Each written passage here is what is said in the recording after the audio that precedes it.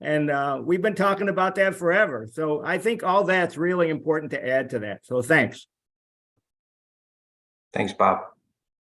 Thank you, Bob. We'll proceed now to, you wanted to turn it over to Curtis, Tim? I'm going to turn it over to Joelle. Oh, Joelle, my apologies. Joelle, please. No worries. Yeah, I'll do just a brief high-level overview of the funding for HRTP and HRCC and where we at as far as projects and awards.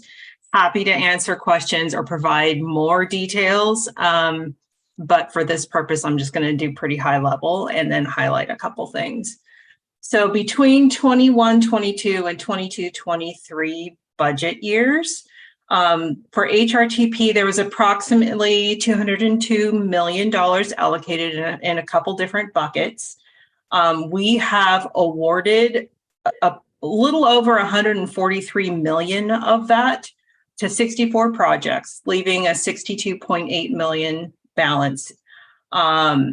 We currently have 22.7 million that we're recommending for award from our winter cycle from the general fund and the general fund pot, and about 30.9 million that we're recommending from the winter cycle out of the healthcare bucket. So if you do the math, that doesn't leave a lot left on the table. So a couple highlights. In the 21-22 general fund bucket, there was originally 85 million. We have awarded 49.8 of that, leaving a balance of just over 35 million. Again, we're recommending 22.7, currently 11 projects from the winter cycle. And then in the healthcare bucket, from 22-23, there was 42.75 million available. We have awarded all of it. And again, there's 30.9 being recommended that will come out of the 23-24 bucket of funding. Let me see. And then for HRCC, we have years 1 through 5 of SB1 dollars. And then we have the 21-22 allocations.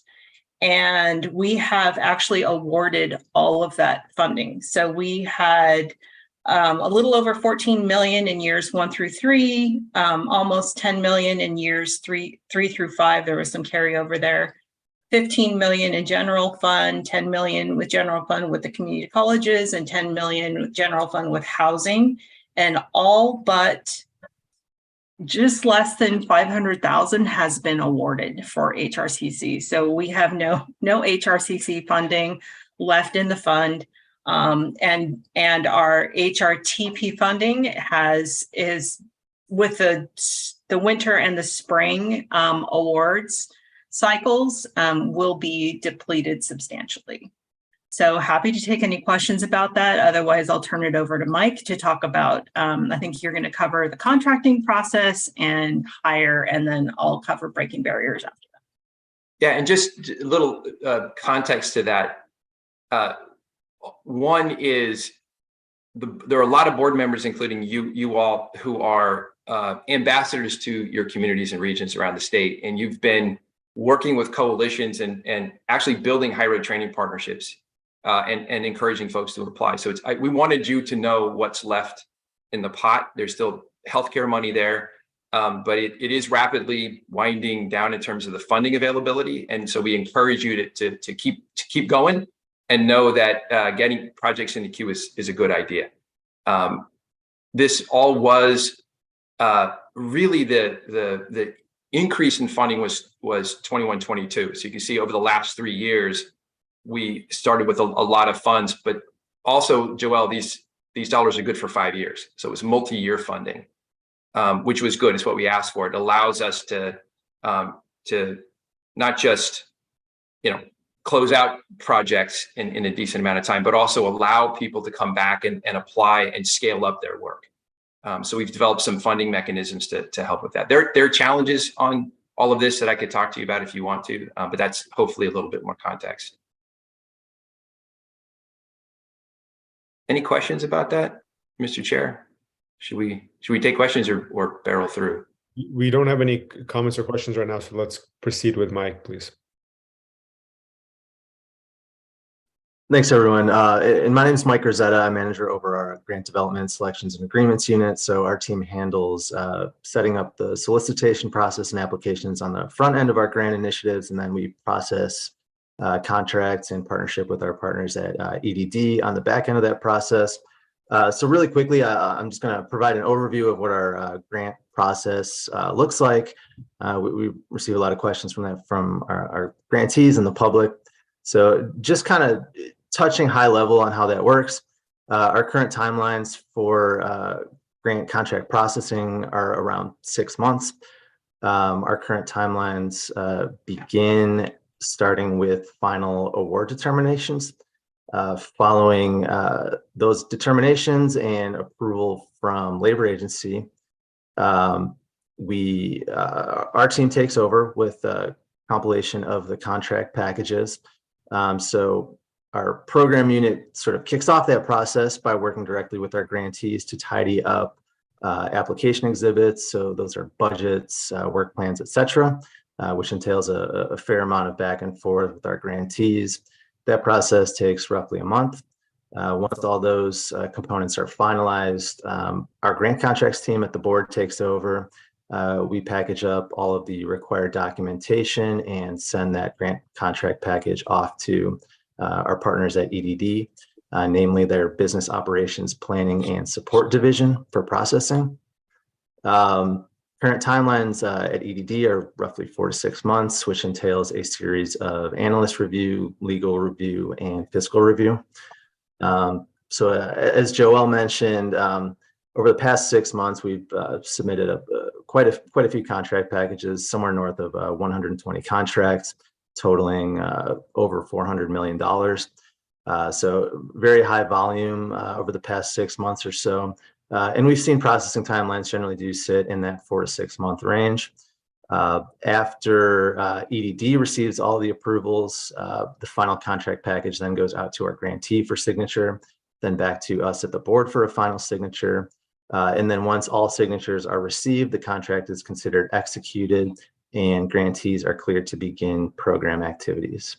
So there's kind of a high level overview of that process. And if there's any questions, they're happy to answer those. Yeah, sorry, Mr. Chair, I was going to say hats off to EDD because it's been a huge volume, and it's not just coming from us; it's coming from other departments inside the agency. And the EDD, Nancy, has been really terrific in working with us. I think I said this at a meeting once to you, and that the state workforce board is a real pain in the ass, and you said, yeah, that's true. And the process has really been improving at EDD. I mean, so you've taken this incredible scale and managed to really smartly kind of move things faster over time. So we really appreciate the great work at EDD and the partnership. Thanks, Tim. And you did agree that we were a pain in the ass, which I appreciated too. I did. Thank you, Mike, Tim, Nancy. We don't have any comments or questions. Tim, is there anyone else on your team you wanted to report out? Yeah, I wanted to hand it back to Joelle if you wanted to say something about the breaking barriers to employment. Sure, I can talk about breaking barriers, and I think Mike was going to do a little bit on hire also. That's right. So for breaking barriers, that was a 21-22 allocation. It was approximately $25 million. So all of that money has gone out.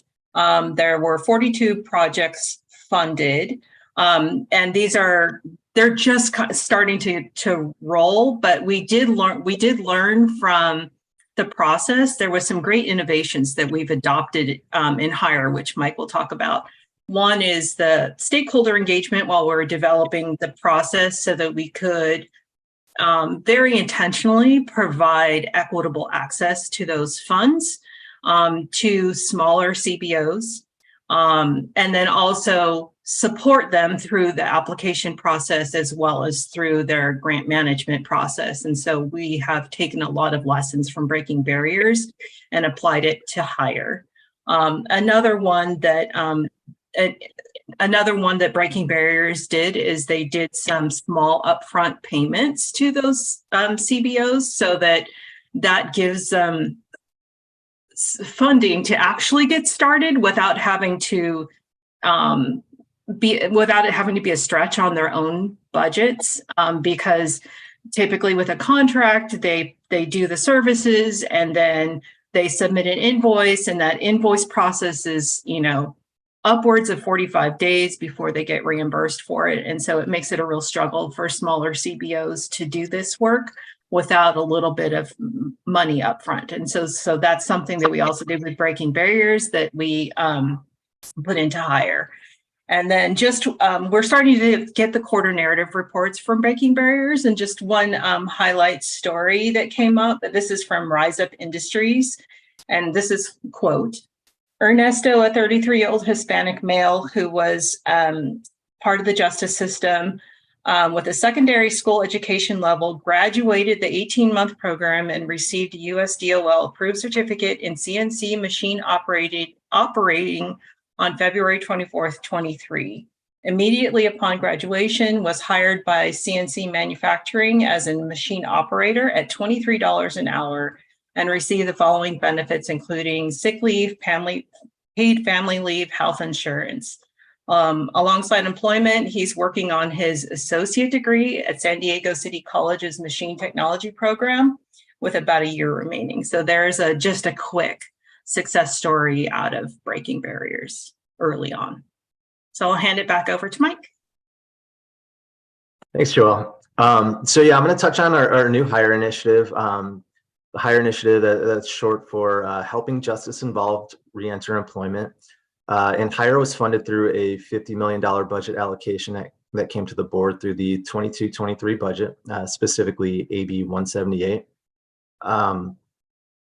Per AB 178, that funding is intended for community-based organizations and other nonprofits to provide direct and supportive services, as well as needs-related payments to formerly incarcerated and other justice-involved individuals.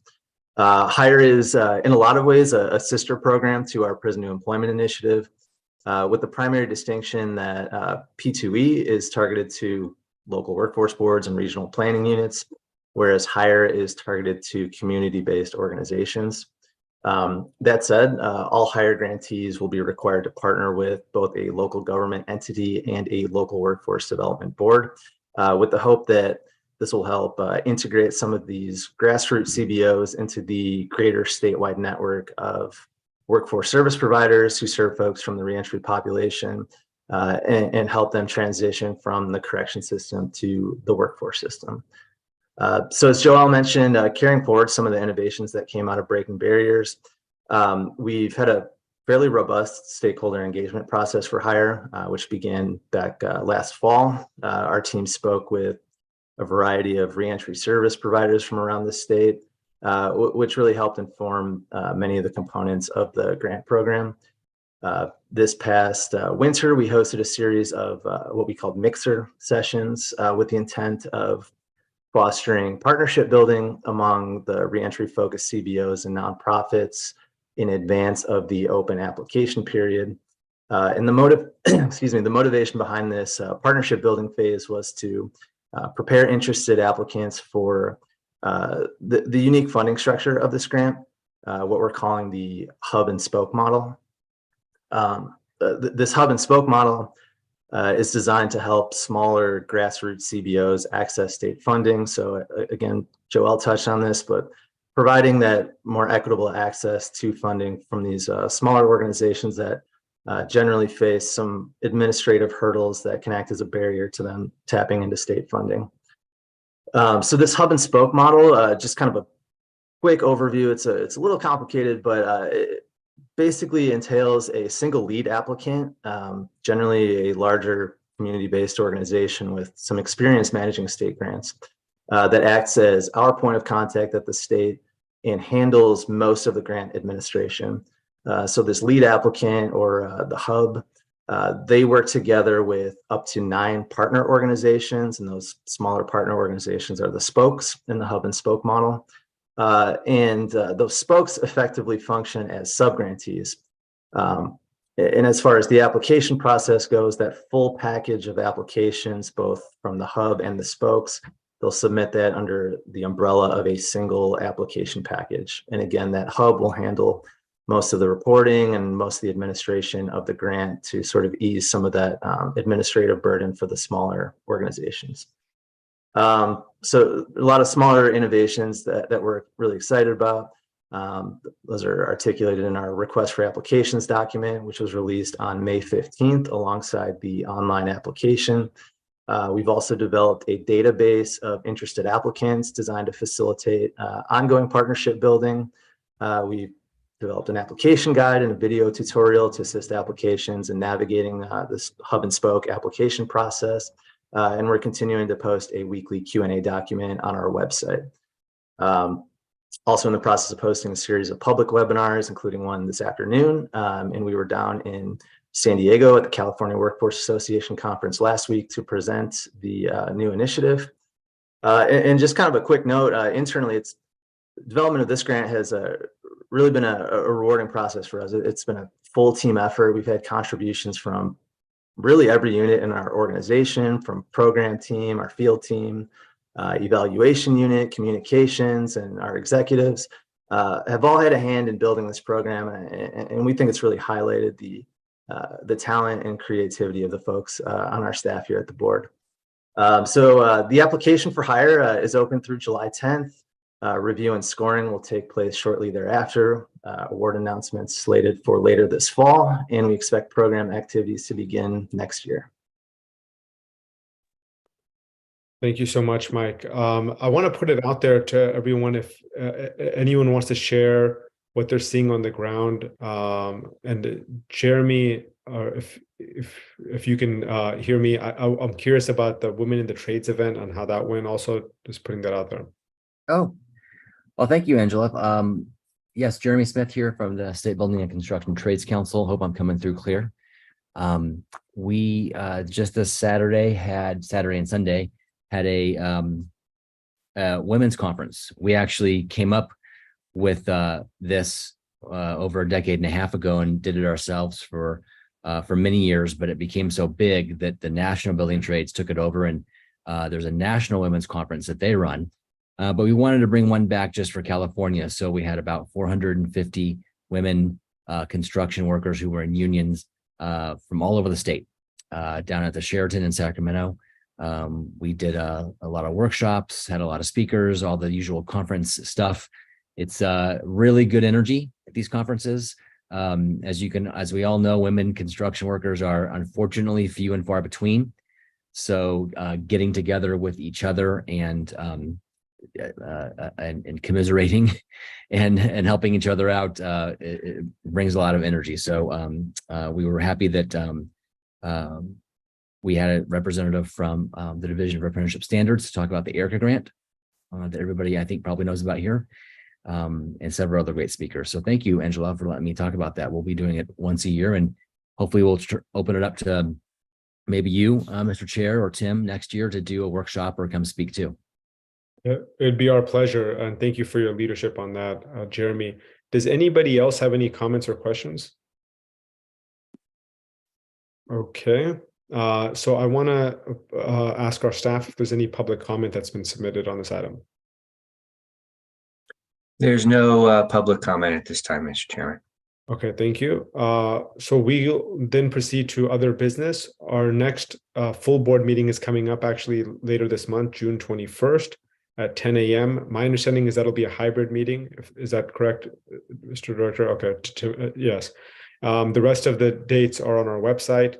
Now we'll proceed to general public comments. Staff, do we have any general public comments submitted?